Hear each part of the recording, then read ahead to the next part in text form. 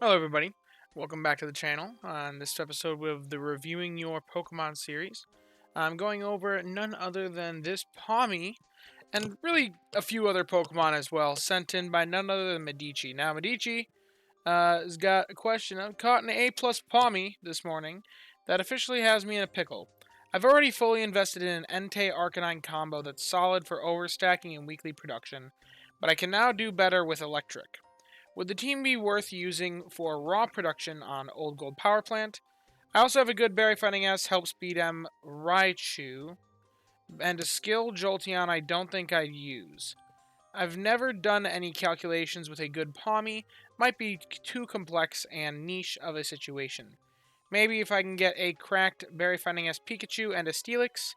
I'm pretty certain the Berry Fighting S help bonus Mareep isn't working. Or isn't worth it.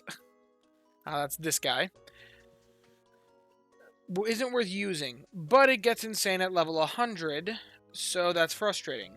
I'm going to have to make the decisions myself if I want to use all those seeds, but if you find any of it video-worthy, including my video rec, I would be thrilled to hear your analysis. Now, Medici, this is a pretty interesting situation. It's one of those things of like, you use what the game gives you, typically speaking, is what I'd say. But only if you actually have a purpose for that thing is the other side of the story. Now, I've heard you talk about before your Entei Arcanine core, which is very good for overstacking. And I think this Raikou and this Pawmot could be a decent combo for an overstacking core as well, for electric. But skill seeds. Skill seeds are very expensive. And you do have two Ampharos. I threw in your Berry Fighting S help speed M Raichu. I don't have the exact stats on that, but you did share the two Ampharos, or potential Ampharos. They're both Mareeps right now, which is kind of important to mention.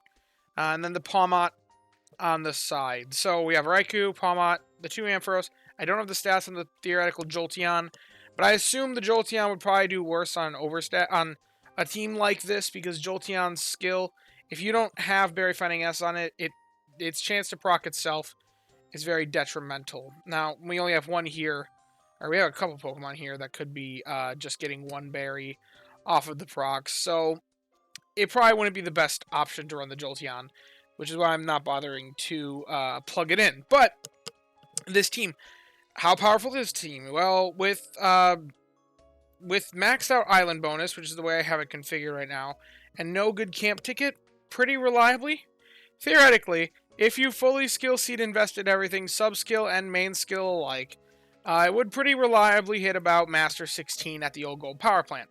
That's not that bad. That's pretty high up there in terms of Old Gold Power Plant productivity. And if you're willing to run a good camp ticket for an event week or something, like Master 18. That is quite far to get with just a team that doesn't worry about making a dish at all. That's dish agnostic, just counting for berries and skills, and it's producing roughly 4 to 5 million depending on if you're using good camp ticket or not. So very high potential. But what's interesting is the comments about the Mareep. Now, this Mareep is kind of interesting. I made a little production comparison because the two Mareeps that you have, if I evaluate them off of not individual help bonus stacks set this way, they both have helping bonus, so they come out to be, they both are equally boosted by that, and I think that's the better way to evaluate generalist Pokemon that are contributing by direct strength.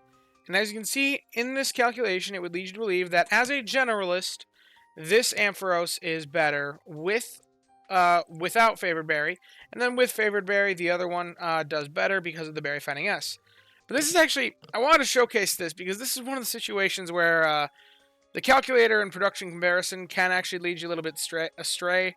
And one of the circumstances where I do think team analysis actually is the better option because it can actually take into account the full picture.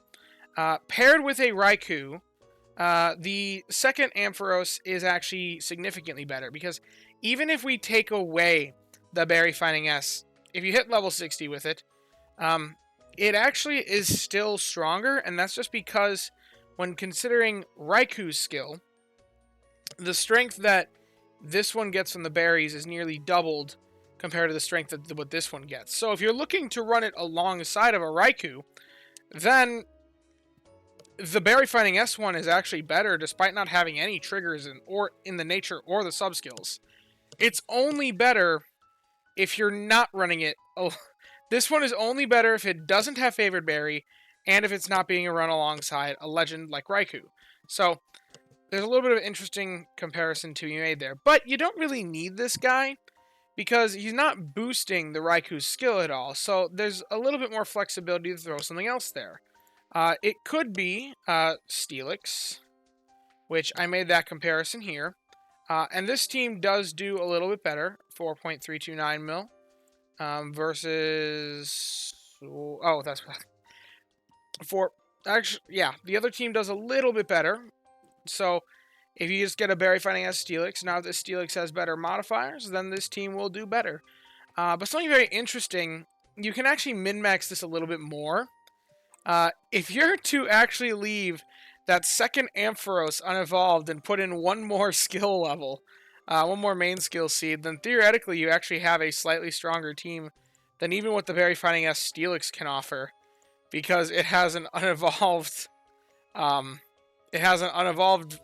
in there, and that's theoretically if you have the maxed out ribbon. It's going to take a long time to get the Flaffy to that point. But interestingly enough, this Flaffy actually yields stronger strength for the team as a whole because of its context, bringing Raikou up to that 5 stacks of different species on the team. So, just an interesting note there. Now, oh, and I didn't want to write off your Health Speed M Berry Finding S Raichu. You can see that this Raichu is actually kicking out quite a bit of strength across these teams. If you're on the old gold power plant, it's consistently your strongest team member, even with just Berry Finding S Help Speed M. For a lot of players, that is enough to invest. I know it's enough for me to invest earlier in the game. I'm at a weird point that my account, Raichu, takes a lot of... I have a really high standard for Raichu specifically. But that's me specifically because my account has given me some crazy Raichus. But depending on where you're at, if this is the only Raichu you've got, I'd say invest all the way. Don't fear, because it'll do well at Old Gold Power Plant if you want something that'll do well at Old Gold Power Plant. And the Pawmot contributing quite a bit as well, with a phenomenal stat spread. So, I also compared if you left the Berry Finding S1 unevolved and evolved the other one. And this one's actually the weakest of the teams, so if you're going to leave either of them unevolved to take advantage of Flaffy, contributing an extra species to Raikou, then you would leave the non-Berry Finding S1 unevolved. I think that's primarily just because it's contributing less strength overall, so leaving it unevolved is less impactful. There's less opportunity cost, per se, to gain that extra skill value on the Raikou by using this Flaffy over the other one. Now, based off all the information that I've got, I think it's a decent team. Do I think it is worth 2,000 hours slept with a Flaffy, as well as, well, let's see, it'd have 5 skill seeds here, 3 skill seeds here, that's 8 skill seeds. You'd have an additional 5 here. You're talking 13 or 12-ish, 13-ish, and then an additional 3. It's like a 16, 16 skill seeds.